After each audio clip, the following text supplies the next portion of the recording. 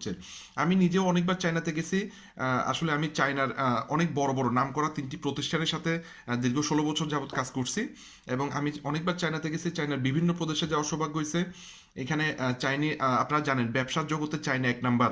ঠিক আছে, চায়নার যারা বড় বড় উদ্যোক্তা, যারা বড় বড় বিজনেসম্যান, তাদের সবার সাথে আমার ভালো, মানে তাদের ম্যাক্সিমাম কয়েকজনের সাথে আমার ভালো আন্ডারস্ট্যান্ডিং আছে, ভালো বোঝাপড়া আছে, এবং তাদের সাথে আমি বিজনেসও করি। হ্যাঁ, উনি হচ্ছেন একজন ডাক্তার।